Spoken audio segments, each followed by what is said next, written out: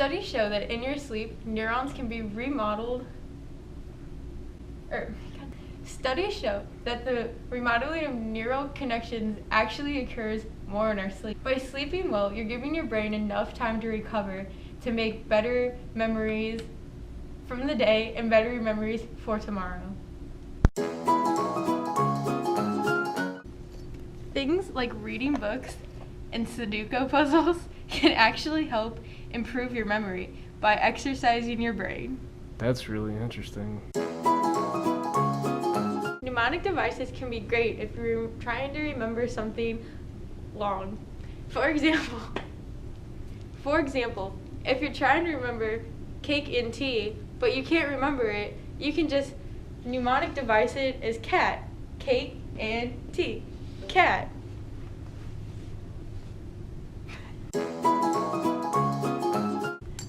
Living a non-stressful life can help improve memory.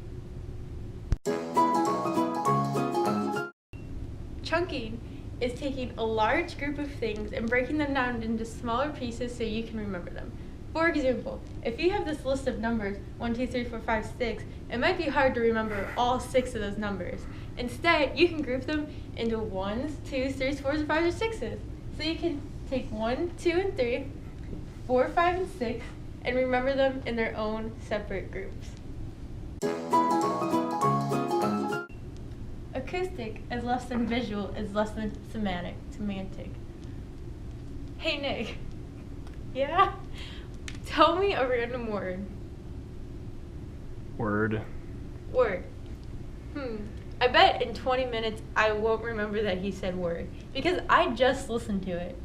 But if I write it down, if I write it down, word, then I might be able to remember it for a little bit longer.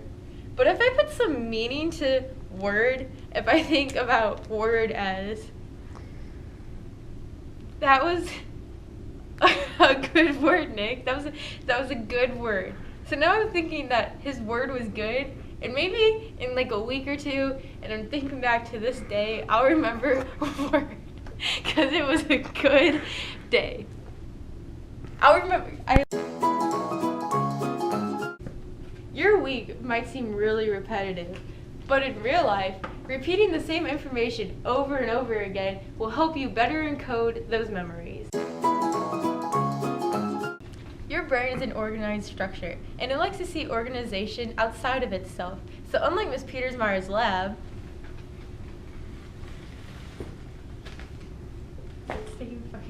your brain will remember better when it sees information in an organized structure like a flowchart.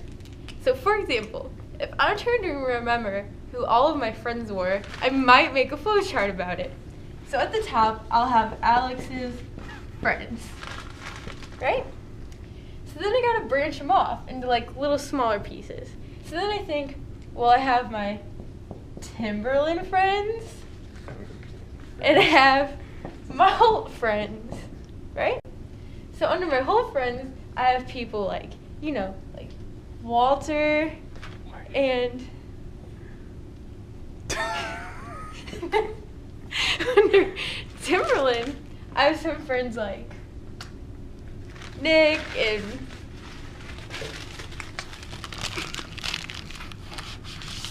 well, this could have gone a lot better in a different way, but you see the point.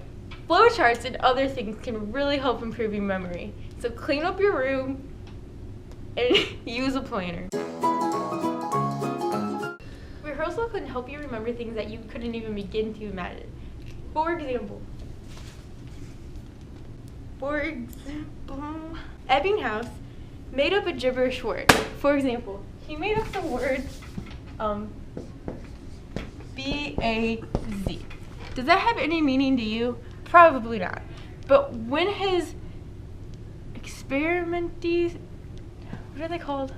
Experiments? No, like people that are in the experiment. Victims? No, they're not called victims. They're not victimized. What are they called? Subjects?